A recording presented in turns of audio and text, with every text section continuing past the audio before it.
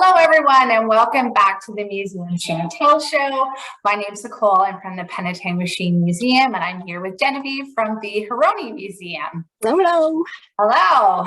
And today, in our second to last video of our series right now, I decided to go with pre-confederation or Indigenous history for our artifact because, this week was National Indigenous Day and National Indigenous Peoples Day, and we also have Canada Day that's coming up as well. And so we wanted to tell some stories of the area before we were actual Canada. And so because I challenged you, I get to go first. And I know you're going to come up with something amazing because you're Huronia Museum and you have so many so far. But for me, this is a little self-serving because I decided to pick this topic because we do have a new exhibit that's here that just opened this week. And the exhibit is called Connecting with Our Ancestors, a photo voice project about returning to Drummond Island. And it was actually sort of guest curated by Dr. Laura Lee Kearns, and she is a descendant of some of the Drummond Islanders. And to give a little bit of backstory for people who are not aware, in the Penetanguishene area, this is one of the original Ontario Métis settlements. And if you look at the national average, I think less than 1% of those that live in Ontario identify as Métis, and I think the average here in Penetanguishene is 16%, and I think in this area it's much higher too. And that dates back to pre-confederation, and it dates back in around 1822. There was an island really close to Mackinac in Michigan and Joseph Island. It was called Drummond Island, and it had fur trading there. It had a military post there, and that land was given over to the Americans. So it was considered Canadian or British because we didn't have Canada yet. And it was given over to the Americans, and that meant everybody that was living on that island needed to leave. And so the military came here to Penetanguishene because we had the naval establishments here, which is now Discovery Harbor. But there were a lot of Voyagers, French, First Nations, and what they considered half-breeds at the time, which we now consider, Métis, that lived on that island, and they were also forced to leave, and they came to Penetanguishene because they did work along with the military posts that they had there. When they came here, they were given land, and the land was across the bay here in Penetanguishene, right here in Bay. From where I am at the museum, I can look across the bay and see the land that was given to some of these families. There was, I think about 28 or 29 that settled here in Penetanguishene. Some people ended up settling in other areas, especially in Tiny Township and in Tay Township. But it's here that they became the Métis settlement. This is where they really created a community and really passed on those traditions that really took in a lot of the the original families did have sort of a First Nation wife and their Voyager husband, and came here, had many children, and built this community and built a very special and different and distinct culture that was here. And then over the years, they moved on as well. They didn't all stay here in the early 1800s. And so this particular exhibit was in 2019. They had their annual general meeting in Sault Ste. Marie, which is not too far from Drummond Island. And at that, a lot of those Métis that did descend from the Drummond Island area decided to take a trek over to the island of Drummond Island. And it was the largest sort of group of descendants of Drummond Islanders to return to Drummond Island since, the early 1800s. And we had originally planned for this exhibit to go up in 2020, right after that. But because of the pandemic, you know, it was delayed, but we're very, very happy that it's here today now. So this exhibit does have a lot of pictures of those descendants returning to Drummond Island, and their feelings and how they felt about their time there. So that's why it's sort of photo and voice put together. And we have some of the music. We have a lot of historical documents.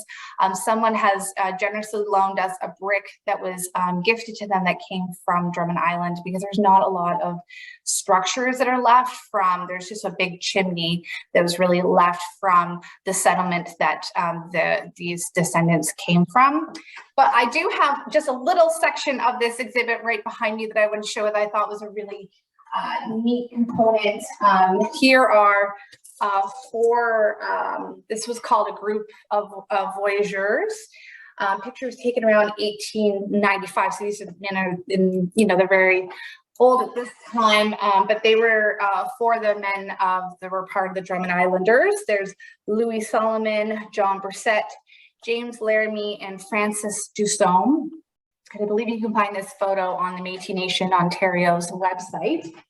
But in 2019, here's a picture that is taken of some descendants. So these are all the descendants from each of those 4 lines.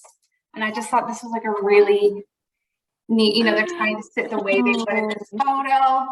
And I think it's just a really, you know, it's probably, you know, kind of my favorites of there are some other really neat photographs in this collection that we have here. But I just really like that, connecting back with the past and back with the ancestors. You know, that it's sort of, you know, I think for a lot of them that went there, it's sort of strange that they were sort of like sent away, and there's no real evidence of that time, because now it's part of, you know, Drummond Island's in America now, you know, so there's not a lot of talk of one time that being, you know, a British sort of station right there. And so, yeah, that's, you know, we have a lot here, though. We do have some beadwork and, of course, some history, you know, the culture of the Métis culture as well. That's part of this exhibit, and it's going to be up for the summer. So if you're in the area, I hope that you do come and visit. And that's wonderful.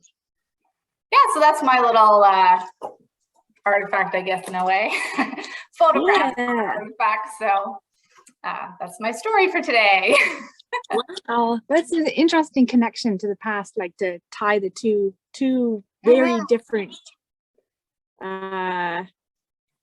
people together, I guess. Yeah, the current and the past. It's really neat. Yeah. So what do you have for us today? I have brought something in that does not have anything to do with the present, not really anyway. It has to do with a lot of different things. First of all, I guess I should say that as human beings, we have lots of questions and we like definite answers. But I have discovered, working at a museum and in my past life working in studying archaeology, that questions are rarely answered definitively. So what I brought in today is an example of what's called frilled pottery. We have a lot of archaeological material at our collections at the Huronia Museum. And this pottery, the frilled pottery, varies considerably from a lot of pottery that you're probably familiar with. And you can see there are these little ridges right here, these projections. This pottery is found throughout Ontario. I know it's found in New York. And in 1973, there was an archaeologist by the name of Frank Ridley who hypothesized that the pottery like this that was found on sites in Huronia was probably due to the migration of a group called Wendat, or not Wendat, sorry, the Wenro. Oh. So what we know very, very little about the Wenro. They are mentioned in the Jesuit Relations. There are, and I think they're only mentioned in the Jesuit Relations. There's no other primary source documents for the Wenro people. We don't know where the Wenro homeland was. There's some vague descriptions of where they were in relation to this area, but nothing has ever been definitively defined as a Wenro homeland.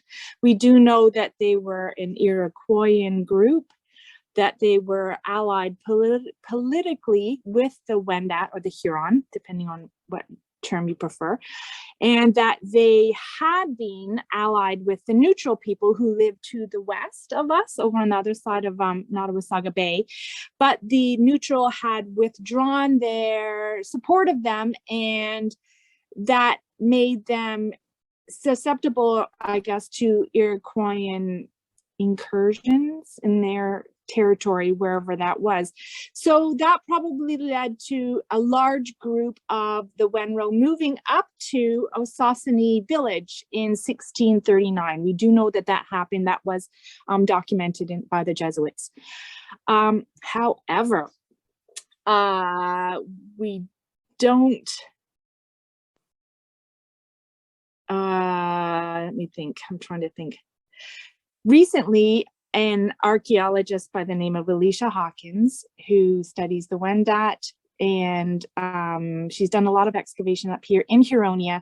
She's was formerly associated with Laurentian University, but now she works for the University of Toronto. She had done analysis to try to confirm that this pottery, this frilled pottery, was Wenro, and her, based on two types of analyses. The first was the attributes or the decoration that was done along with these projections, and the type of decoration, I guess the type of manufacturing of these projections, or these knobs or bumps, whatever you want to call them, and also something called instrumental neutron activation analysis. So taking a look at these two types of these two methods for analyzing pottery, she came up with some really interesting conclusions, although I have to say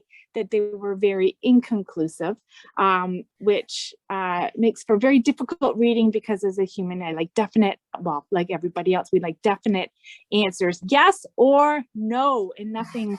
So what she found was taking a look at, first of all, the attributes. She took a look at pottery in Osaussane village and found that there were about 262 vessels, pottery vessels of all types, that were represented in this collection.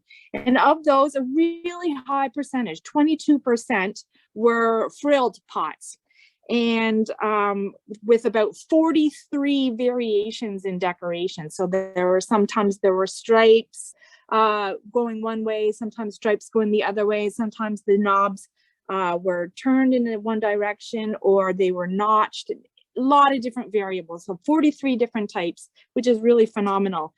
And she compared these attributes with pottery from Cayuga sites and Seneca sites in New York. There had been some hypotheses, some archaeologists in the past had conjectured that possibly the Wenro had come from New York. Again, this is really inconclusive, but she found that there was similarities between the decoration types. So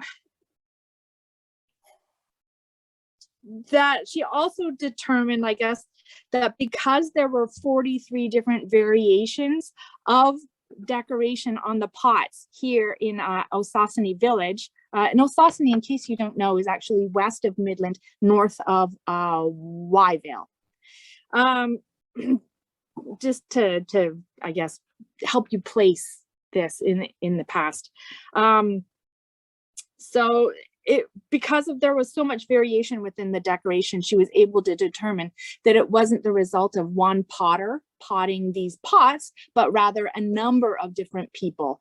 So it's not like there was just one woman who was maybe a bride, or it didn't come from trade either, that there were a number of people who lived in this area who were making these pots. Then she decided to do chemical analysis of the pottery, comparing the elemental traces to pottery in New York, and also comparing it to pottery, the typical pottery that you find in Huronia. And she found that the elemental traces were very different from the pottery in New York. So these are definitely not pieces that were brought from New York to Huronia. So they were not acquired through trade, but they were the same or very, very similar to the pottery with typical Huron decorations. So it looks like they were made out of the local clays.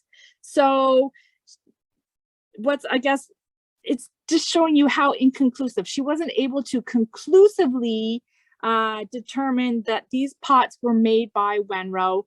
They're similar stylistically, made here, and that's really all she could conclude. There's a lot of avenues for future research. So this is just one paper, and when you study archaeology, you find that you've got little tiny bits and pieces of information, and you're trying to make conclusions, huge, interesting conclusions about the past, the history of the area based on these very small evidence, I guess, and it's just really, really difficult to come up with anything conclusive, and not quite mind-blowing, but yeah. So that's really all I can say about that. But it's just really interesting to see how different our ideas about history and archaeology and the conclusions that historians and ethnohistorians and archaeologists come up with, I guess our expectations as the general public, as compared to what we actually get as the general public. So yeah, that was my archaeology in a nutshell. I've never heard of the Wenro being up here, and it's interesting, and it shows that history is always changing. We can still discover so much of our past, right? Like, I'm sure. Yeah. Yeah, sometimes they think that, the history just stayed the same. And it's like, no, there's just so much we don't know. There's so much we don't know about what is now the land that we call Canada. We really, there's just so much out there that's unknown, and it goes back so far, and it's just like sort of fascinating. I would love, we just would love to know exactly, who was up in this area at what time, and so we just have to keep on with the research, right? Yeah, and it's funny because you've got documents supporting sometimes archaeological work or vice versa, but it really is difficult for prehistoric archaeologists because a lot of times you do not have complementary documentary evidence for things. So you're just basing everything strictly on what you find in the ground, and it's almost like tracing the migration of, say, Irish immigrants across Ontario or even across Huronia based strictly on archaeological evidence. You'd have a really hard time doing that. So that's I guess a comparable. Yeah. Well, that was really fascinating.